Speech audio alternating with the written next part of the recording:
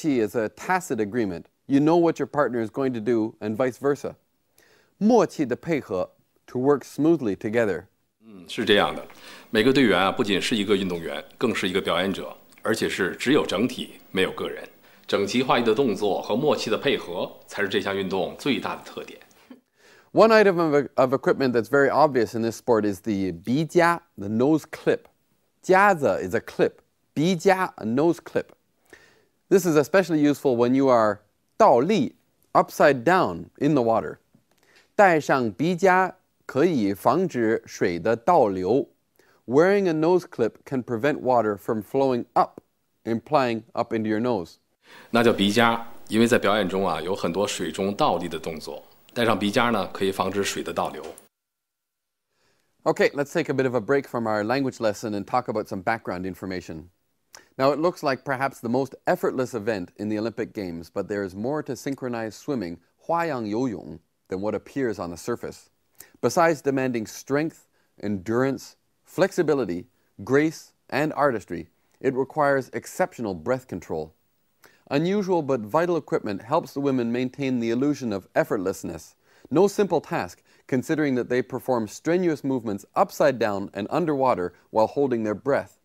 A nose clip prevents water from entering the nose, allowing the swimmers to remain underwater for long periods.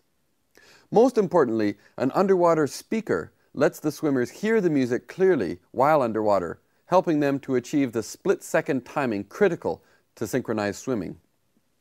Originally known as water ballet, synchronized swimming began in Canada in the 1920s. It spread to the United States in the early 1930s, where a display at the 1934 Chicago World's Fair drew rave reviews.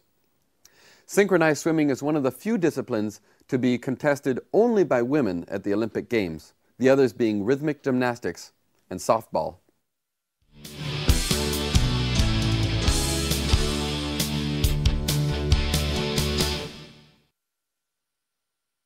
Let's take a closer look now at some of the vocabulary items from today's lesson and see how we can put them to use. Okay, the first vocabulary that we have for today is 开展. 开展. 开 meaning to open, 展 to develop. So 开展 to develop. Something is developing. 开展. Could you use 开展 in a sentence for us? 这个活动开展得不错.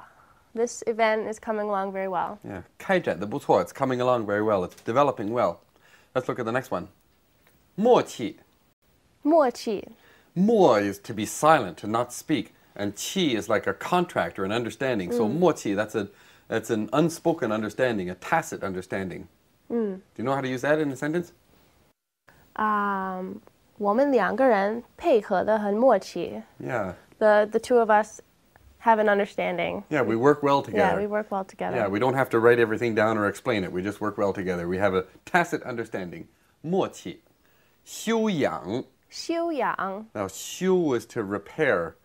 养, 修养. This is sort of training in a cultural sense. You're a very cultured, highly refined person. 很有修养. 修养. Okay, 修养. Let's look at the next one.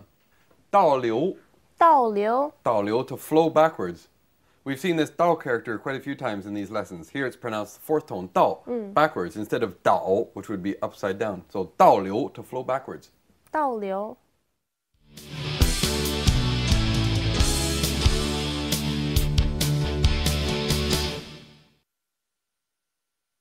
Now let's take a moment to focus on some of the important grammatical items that we're covering in today's dialogues. Here's the structure, 从 something 开始, beginning with something. 从 literally from something to begin. 从 something 开始. For instance, we could say, 天气从明天开始变冷. The weather is going to start getting cold tomorrow.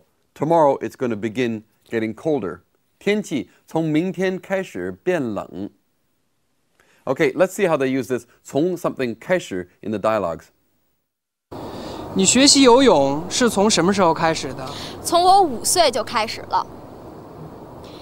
今天我们的训练从入水动作开始。好的，那我们不用做准备活动了吗？ Let's move on now to the next point. Here's a structure, 即使 something 也 even though. 即使 something 也。So for instance, we could say 即使他自己去了也没有用。Even if he went himself, it wouldn't be useful. 即使他自己去了也没有用。It wouldn't be useful even if he went himself. Pay attention now to this pattern 即使也 as we watch the dialogues. 即使我今天晚上不加班，我也看不了比赛。为什么？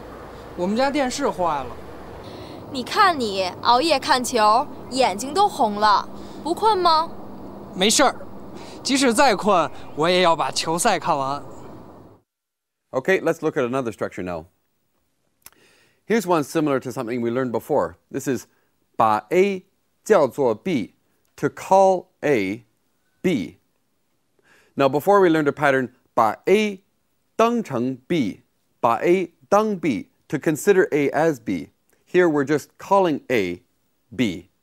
把 A 叫做 B.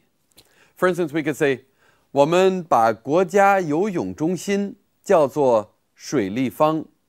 We call the National Aquatic Center the Water Cube.